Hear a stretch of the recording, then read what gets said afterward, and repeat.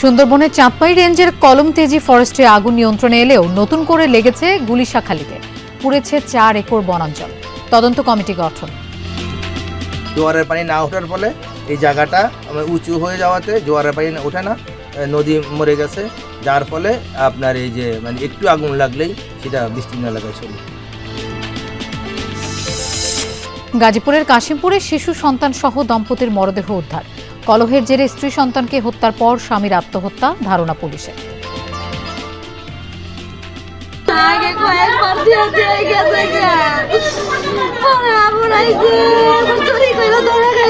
Triple নাইনের কলে আমরা আসলে ঘটনাটা জানতে পারি। দরজা খুলে আমরা দেখতে পাই যে একজন ব্যক্তি ঝুলে আছে আর একটা শিশু আর মহিলা বিছানায় পড়ে আছে।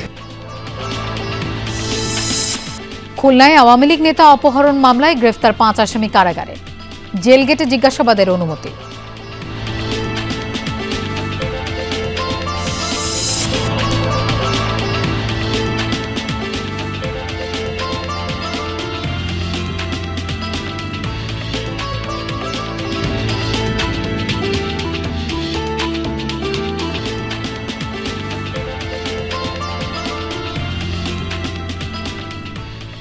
শুভেচ্ছা, আমন্ত্রণ বিরোধীন সংবাদ সারা দেশের আয়োজনে আপনাদের সঙ্গে থাকছি আমি মৌসুমী আহমেদ লোপা।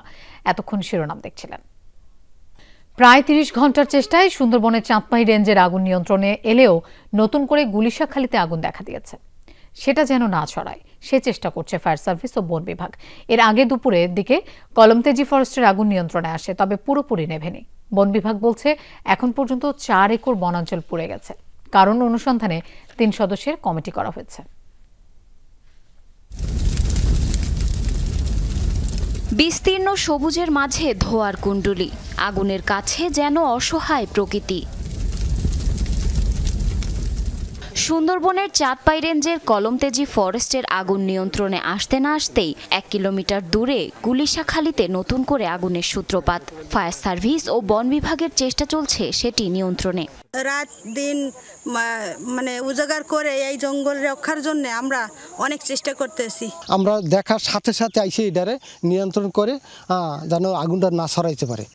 এর আগে প্রায় 30 ঘন্টার চেষ্টায় নিয়ন্ত্রণে আসে কলমতেজি ফরেস্টের টহল ফাঁড়ির টেপার বিলের আগুন। শনিবার থেকে বন বিভাগ ও ফায়ার সার্ভিসের 6টি ইউনিট অগ্নি নির্বাপনে কাজ করে।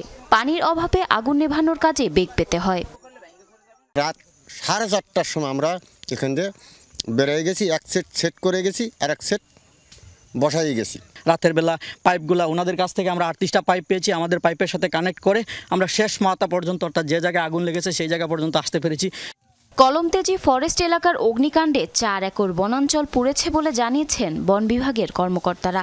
আমরা টোটালটা ঘুরে দেখেছি, খুব বেশি এলাকা না, আনুমানিক 3 থেকে 4 একর জায়গা ক্ষতিগ্রস্ত হয়েছে। এটা মূলত আপনার বলা বন, কোনো ইম্পর্টেন্ট স্পেসিস নেই এখানে। এখন 95% নিয়ন্ত্রণে আছে। আর আপনার আমরা তো কাজ করছি, ফায়ার ব্রিগেড আছে আপনাদের সাথে, আপনি দেখতেছেন আমাদের সাথে ফায়ার ব্রিগেড আছে, এবং ইনশাল্লাহ আশা করি আজকে দিনের মধ্যে আমরা এটা ক্লোজ করতে পারবো। পরিবেশবাদীদের ধারণা, পরিকল্পিতভাবে সুন্দরবনে আগুন দেওয়া হয়েছে।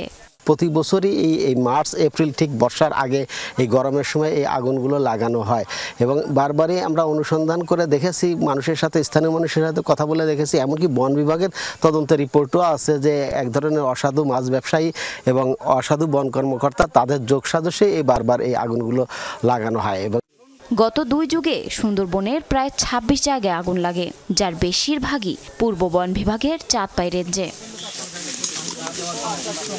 জারিন অর্নি, যমুনা নিউজ। দর্শক, এ বিষয়ে আরো জানবো, কথা বলছি সহকর্মী ইয়ামিন আলীর সাথে। ইয়ামিন, আগুন তো এখনো পুরোপুরি নেভেনি, নতুন করে আবার গুলিশাখালীতে লেগেছে। ঘটনাস্থলের সবশেষ পরিস্থিতি জানতে চাই। লোপা, ঘটনাস্থলের সর্বশেষ পরিস্থিতি হলো, আমি আগে গুলিশাখালীর অংশ থেকেই আসতে চাই।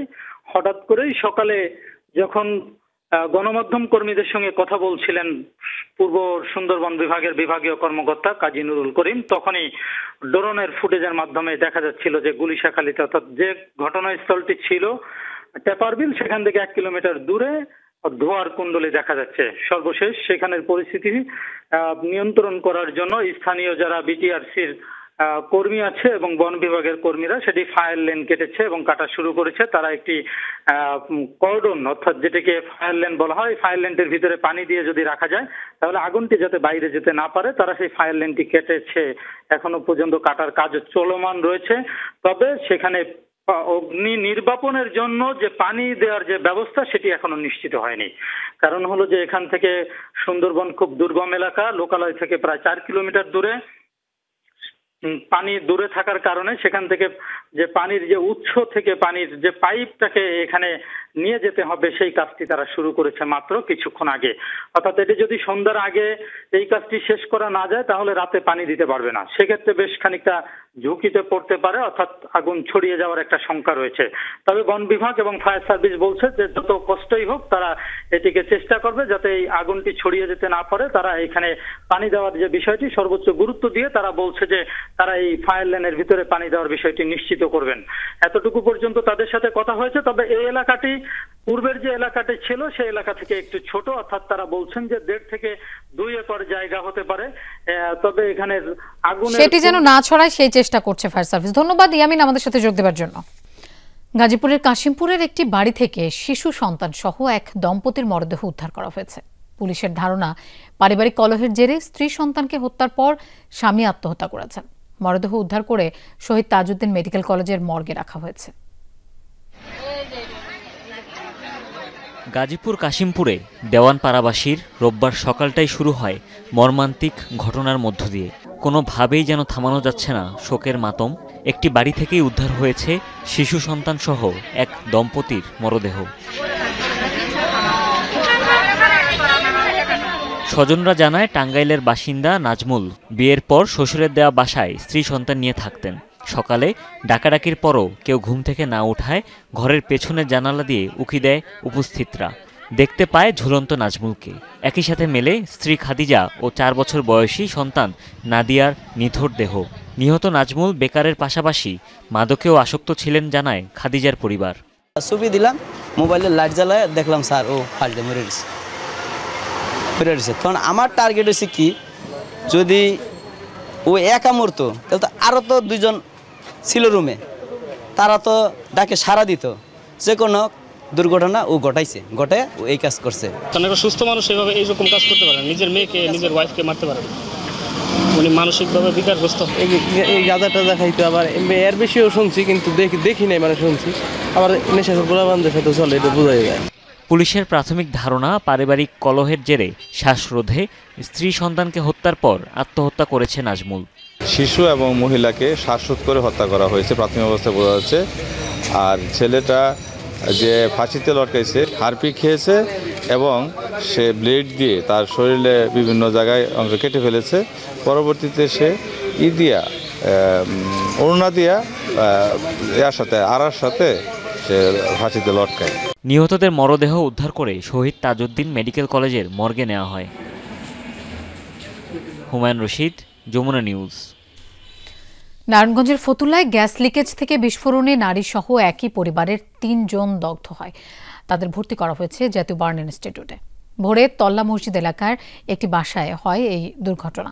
ফায়ার সার্ভিস জানায় রান্নার জন্য গৃহিণী রুনা আক্তার দিয়াশলাই কাঠি জ্বালালে মুহূর্তেই বিস্ফোরণ হয়। আগুনে পুড়ে যায় রুনার শরীরের বিভিন্ন অংশ। আহত হয় স্বামী হারুনুর রশিদ ও মেয়ে মিম আক্তার। খবর পেয়ে তাদের উদ্ধার করে হাসপাতালে নেয় পুলিশ। রুনা আক্তারের অবস্থা আশঙ্কাজনক। প্রাথমিক ধারণা, রান্নাঘরের দরজা জানালা বন্ধ থাকায় গ্যাস লিকেজ হয়ে জমাট বেঁধেছিল। খুলনায় গাজীপুরের এক আওয়ামী লীগ নেতাকে অপহরণ ও মুক্তিপণ দাবির মামলায় গ্রেফতার 5 আসামিকে কারাগারে পাঠিয়েছেন আদালত। তাদের জেল গেটে একদিন জিজ্ঞাসাবাদেরও অনুমতি দেওয়া হয়েছে। দুপুরে খুলনা মেট্রোপলিটন ম্যাজিস্ট্রেট আদালত 2-এর বিচারক মোহাম্মদ আলামিন এই আদেশ দেন। আসামিদের হাজির করে 5 দিনের রিমান্ড আবেদন করে পুলিশ। গাজীপুরের শ্রীপুর পৌর আওয়ামী লীগের সাধারণ সম্পাদক ও ব্যবসায়ী নূর আলম কয়েকদিন আগে খুলনায় ছেলের বাসায় যান। গেল শুক্রবার তাকে অপহরণের অভিযোগ ওঠে। শনিবার রাতে নগরীর বিভিন্ন স্থানে অভিযান রিমান্ড আবেদন করে পুলিশ। গাজীপুরের শ্রীপুর পৌর আওয়ামী লীগের সাধারণ সম্পাদক ও ব্যবসায়ী নূর আলম কয়েকদিন আগে খুলনায় ছেলের বাসায় যান। গেল শুক্রবার তাকে অপহরণের অভিযোগ ওঠে। শনিবার রাতে নগরীর বিভিন্ন স্থানে অভিযান চালিয়ে অভিযুক্তদের গ্রেফতার করা হয়।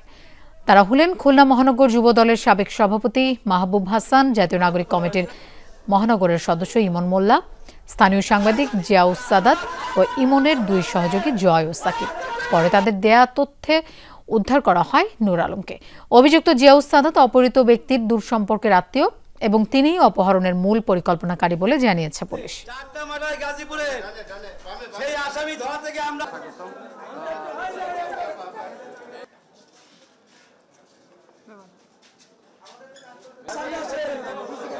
ওনার আত্মীয় যে জিয়াউস সাদাত, উনি মোটামুটি ওইখানকার এই যে সমস্ত সন্ত্রাসী চাঁদাবাজদের নিয়ে ওনাকে মানে অপহরণ করে ওনার ছেলের বাসা থেকে অপহরণ করে নিয়ে আরেকটা বাসায় রাখে। এটা ওই যে ইমন মোল্লা যার বাসা থেকে পরবর্তীতে উদ্ধার হয়, এইখান থেকে আমরা উদ্ধার করি, ওই অপহরণ করে ওইখানে নিয়ে রাখে এবং 1 কোটি টাকা চাঁদা দাবি করে। ঈদযাত্রা ঘিরে সাভারে মহাসড়কের পাশের অবৈধ স্থাপনা উচ্ছেদ কার্যক্রম শুরু করেছে উপজেলা প্রশাসন। সকালে হেমায়েতপুর এলাকায় অভিযান পরিচালনা করা হয়। এ সময় মহাসড়ক দখল করে গড়ে ওঠা শতাধিক অবৈধ স্থাপনা বুলডোজার দিয়ে গুড়িয়ে দেওয়া হয়। অভিযানের নেতৃত্ব দেন 3 জন নির্বাহী ম্যাজিস্ট্রেট। এছাড়াও অভিযানে সহযোগিতায় ছিলেন সেনাবাহিনী, সাভার থানা ও হাইওয়ে পুলিশের সদস্যরা।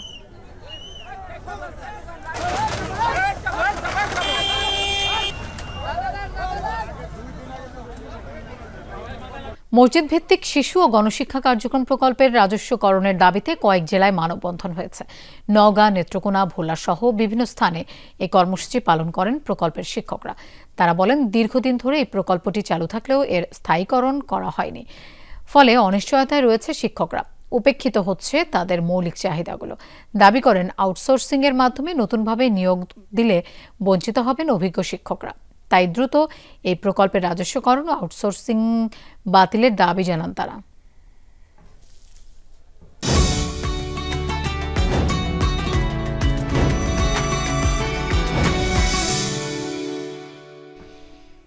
দর্শক, এবার ইফতার বাজারের খবর জানবো। নাটোর থেকে আমাদের সাথে যোগ দিচ্ছেন সহকর্মী নাজমুল হাসান। নাজমুল, নাটোরে ইফতারিতে কোন ধরনের খাবারের চাহিদা বেশি, দাম এবং মান নিয়ে ক্রেতারা কি বলছেন? আসলে লোপা, নাটোরের ইফতারিতে আসলে শাহী জিলাপি নামে একটা জিলাপি আছে, এই জিলাপির চাহিদা রয়েছে। এখানে এসে আমরা যেখানে এসেছি শহরের চক্রামপুর এলাকায়, এখানে এসে যে বিষয়টি দেখলাম যে শাহী জিলাপি, নর্মাল জিলাপি, পেঁয়াজি, বেগুনি, বুট, চুলবুলি নামে একটা আছে এবং এগুলোর দাম কিন্তু 200 থেকে 250 টাকা কেজির মধ্যে। এবং আরেকটা বিষয় যেটা শাহী কাবাব রয়েছে। তো আমরা যদি একটু কথা বলি যে আসলে এখানে আপনাদের এখানে কোন ধরনের আইটেম বেশি চলে এবং কেমন দাম? আমাদের সব ধরনের আইটেমই বেশি চলে, সবই ফেমাস। ইসলামের প্রতি হোটেলে যেগুলো আইটেম দেখতেছেন আপনারা, শাহী জিলাপি, নর্মাল জিলাপি, চিকন জিলাপি, যেটা সবই আমাদের মোটামুটি খিচুড়ি, মাংস খিচুড়ি, তারপরে আপনার তেহেরি, মোরগ পোলাও, কাচ্চি, এগুলো সবই ফেমাস, সবই ভালো চলে। কিন্তু আমাদের দামটাও সাশ্রয়ের মধ্যে আছে, যে মোটামুটি দামটা এবারের মতো বেশি না। আগের যে রেট ছিল এই রেটই আছে, দাম বেশি না, যেটা মানুষের আয়ত্তের ভিতরে রাখার ভিতরে আমরা চেষ্টা করি প্রতিবারই। রমজানে অবশ্যই ছাড় দেওয়ার চেষ্টা করি যে মানুষ ভালোভাবে ইফতারি করুক, আমাদের এখানে আসুক, সুরক্ষিত হোক। সেই জন্য আমাদের এখানে আমরা সবসময় যে চাই যে মানুষ যেন ভালো খায়, স্বাস্থ্যসম্মত ভালো জিনিস খায়। ধন্যবাদ। যে বিষয়টি লোপা আসলে শুনছিলেন যে এখানে 200 থেকে 250 টাকা কেজির মধ্যে চিকেন চপ আছে, চিকেন স্যান্ডউইচ সহ শুরু করে মাথাও বিক্রি হচ্ছে। তো এখন কিন্তু একেবারেই বেচা কিনা কম দেখতে পাচ্ছি। ইফতারির সময় যতই ঘনিয়ে আসবে তখন কিন্তু এখানে ক্রেতাদের একেবারে সরগরম হয়ে উঠবে এই ইফতারি সব